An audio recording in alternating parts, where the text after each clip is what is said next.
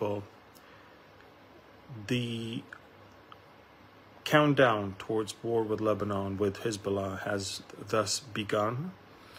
That's according to political sources in Jerusalem, and that is based on two things. It's based on the failure of the special envoy that President Biden sent to the Middle East to try to reach an agreement that will prevent the war. His name is Amos Hochstein. He just announced that his attempt to bring some sort of a deal has failed. Secretary General of Hezbollah, Hassan Nasrallah, just gave a very, very troubling speech. The speech that he gave, not only in that speech, not only that he boasted that he has great intelligence on everything in Israel, which, by the way, unfortunately, to some degree, he is right.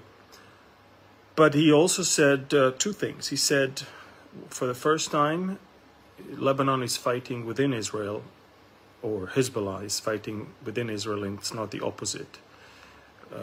He says, we created a situation where northern Israel is empty, and we're fighting there. That's what he said. Second, he said, we're ready to invade into Galilee. He said the following thing. He said, we are ready to have ground invasion into Upper Galilee.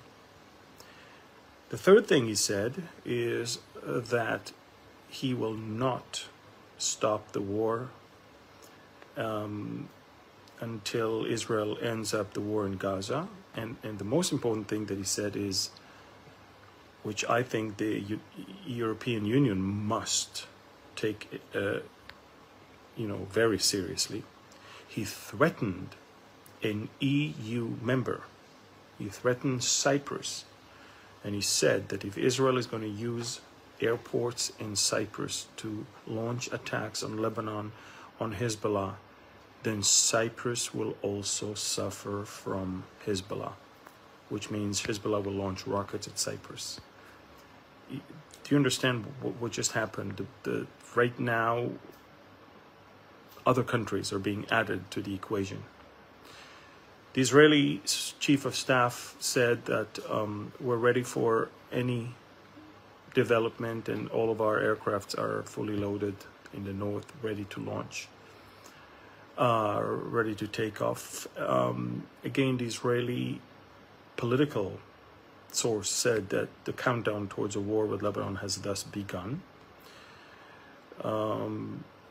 We are pretty much convinced, the people of Israel are convinced, that a war is inevitable, not because we want war, but because we are in the complete understanding that there is no other way to reach a point where we can get back to live in northern Israel without worrying that there will be another invasion.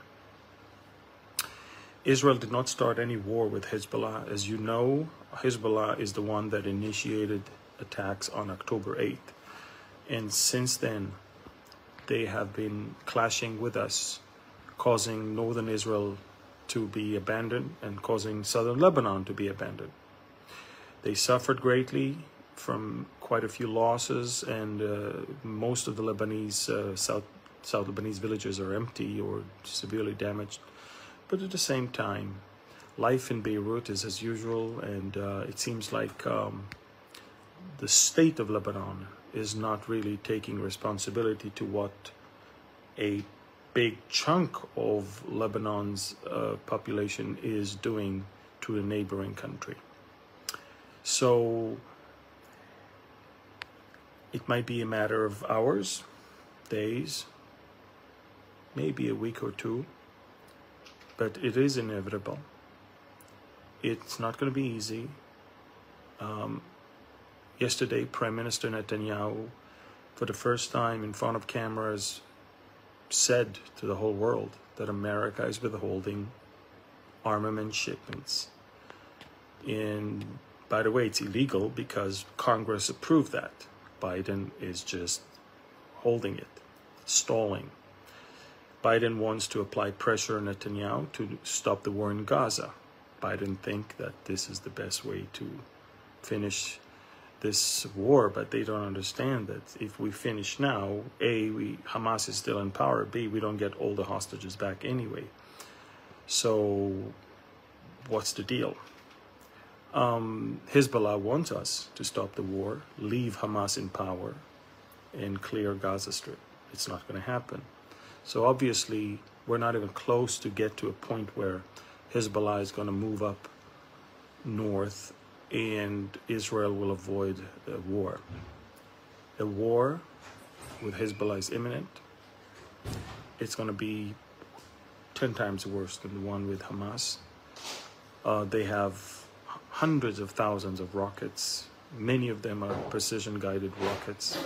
They have thousands of drones that they can launch. Some of them are reconnaissance, most of them are explosive drones. They have very sophisticated anti-tank rockets. They're there are a lot of stuff that has been smuggled from Iran via Iraq and Syria all the way to Lebanon. It's going to be a tough one. We are about to enter into one of the most difficult periods since the State of Israel was established. I had a staff meeting today with my staff, and I said to them, there's a very good chance that wherever I live, especially wherever we build, connect, things will not exist anymore. And I told them, I'm determined to continue to spread the truth. And if Connect will be gone, we're going to build a new one, and we will call it Reconnect. We're here to stay. We're here to stay. God is the one who brought us here, and He's the one who's going to protect. And if they hit one thing, we're going to build another one. We're not afraid. We know why we're here. We know that we belong to this place. And I just want you to understand that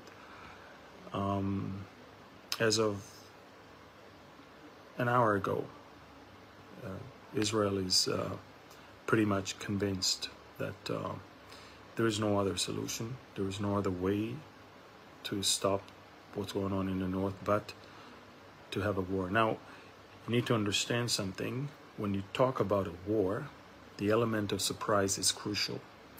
And if we want to eliminate most of the capabilities of Hezbollah, we must strike preemptively. And in order to do that, you have to do that by a surprise, which means to wait and do it when they're least expecting.